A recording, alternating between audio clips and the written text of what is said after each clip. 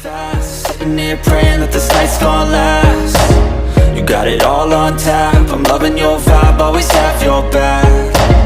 We like all the same tracks, listen all night in the sheets all black. Salam sejahtera Malaysia. Info padu, info hangat disediakan di dalam channel ini. Satu lagi isu hangat hari ini yang pasti mengejutkan kepimpinan pembangkang dan juga Perikatan Nasional. Setelah disahkan daripada Malaysia kini, peguam dakwa Ratu Naga ditahan, bukan cuma diambil keterangan. Artikel pada Februari 16, 2024. Adakah ini satu tangkapan yang mengejutkan kepimpinan pembangkang dan Perikatan Nasional? Berita sepenuhnya, peguam kepada Ratu Naga hari ini mempertikaikan kenyataan Ketua Pesuruhjaya SPRM Azam Baki yang mendakwa aktivis pro Perikatan Nasional itu bukannya ditahan agensi anti rasuah terbabit. Menurut Nabila Khairuddin, kenyataan Azam bahawa Ratu Naga atau nama sebenarnya Syarul Emma Rena Abu sama atau lebih dikenali sebagai Ratu Naga hanya dipanggil untuk memberi keterangan adalah tidak benar. Rumahnya diserbu pagi tadi dan dia dijemput dan dibawa menaiki kereta SPRM ke Putrajaya, katanya kepada Malaysia kini. Wow, ini pasti satu serbuan mengejutkan. Nabila turut mendakwa Ratu Naga tidak dibenarkan berjumpa dengan peguam atau suaminya. Ini adalah penahanan yang jelas. Adalah tak masuk akal untuk Ketua SPRM mengatakan ia bukan penangkapan dan sama sekali bertentangan dengan fakta. Saya masih menunggu di Ibu Pejabat SPRM di Putrajaya untuk berjumpa dengan Ratu Naga.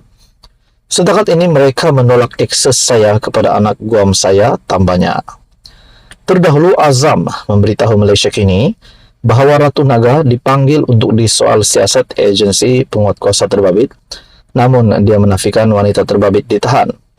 Kami hanya memanggil dia untuk merekodkan keterangannya bagi membantu siasatan mengikut Seksyen 16 Akta SPRM, katanya enggan mengulas lanjut. Sementara itu, suami Ratu Naga, Ezat Zainal, memberitahu Malaysia kini, sepasukan 5 pegawai SPRM tiba di rumah mereka di Jalan Kelang Lama, kira-kira jam 9.30 pagi, sebelum mula menggeledah premis itu selama kira-kira 20 menit.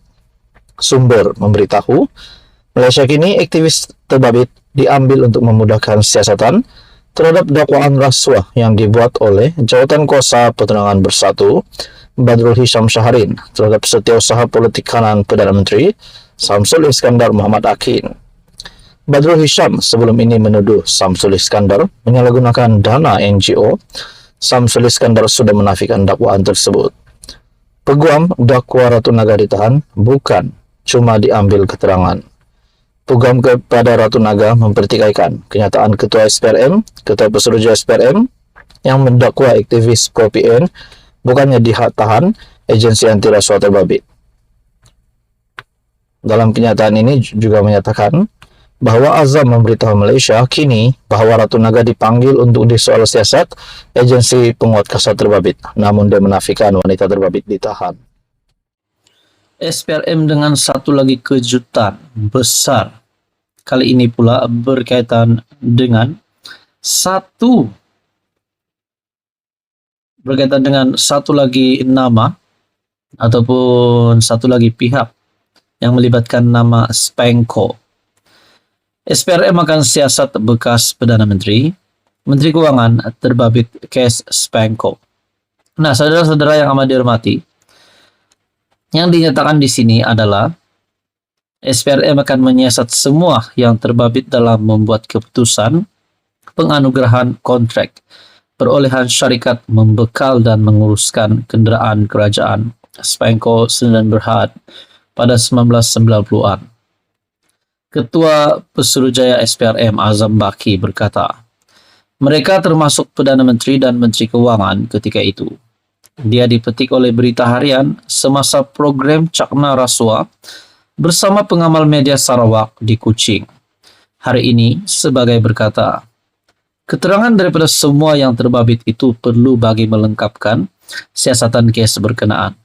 Nah, berkaitan dengan kes Spanko ini, saudara-saudara yang amat dihormati, ada satu dapatan saya daripada Facebook page Prajurit Bangsa. yang menyatakan monopoli Spenco satu pembaziran negara.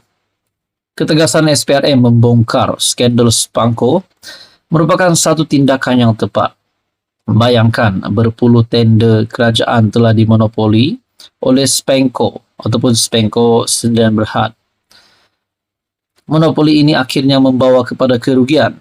Peliknya monopoli ini tetap diteruskan oleh Muhyiddin di zamannya. Padahal telah tamat kontrak pada Desember 2018. Nah, persoalan yang pertama, selepas SPRM menyatakan di dalam artikel Malaysia Kini sebentar tadi, SPRM akan siasat bekas PM, Menteri Keuangan, terbabit kes Spenco ini. Adakah bekas PM itu sekali lagi nama Muhyiddin Yassin? Namun di dalam Facebook page Prajurit Bangsa juga menyatakan, pada tahun 1998 sehingga 1999, Perdana Menteri dan Menteri Keuangan adalah Tun Mahathir. Dan separuh penggal 1999, Menteri Keuangan diserahkan semula kepada Tun Daim Zainuddin. Adakah sekali lagi SPRM yang menyatakan akan siasat bekas PM dan bekas Menteri Keuangan itu adalah Daim Zainuddin dan Mahathir, sekali lagi nama mereka? Belum selesai isu pengisytihan harta, baru saja Daim Zainuddin dan istri didakwa, bahkan Tun Dr. Mahathir, anak kepada bekas Perdana Menteri tersebut, juga boleh didakwa sekiranya gagal mengisytiar harta. Tiba-tiba lah pula muncul satu lagi kes baru ini, yaitu Spenco. Nah, di dalam artikel Malaysia Kini menyatakan, kita akan panggil sesiapa saja yang membuat keputusan pada masa itu yang memutuskan untuk memberi proyek kepada Spenco. Kita lihat sejarah penubuhan syarikat itu pada 1998 atau 1999. Jadi sesiapa saja yang terbabit ketika itu, termasuk Perdana Menteri dan Menteri Keuangan, akan dipanggil untuk rekod kenyataan dan mengetahui apa yang mereka tahu berkenaan kes. Katanya, Spenco menjadi syarikat tunggal yang memegang konsesi untuk membekal dan menyelenggara kenderaan kerajaan sejak 1993.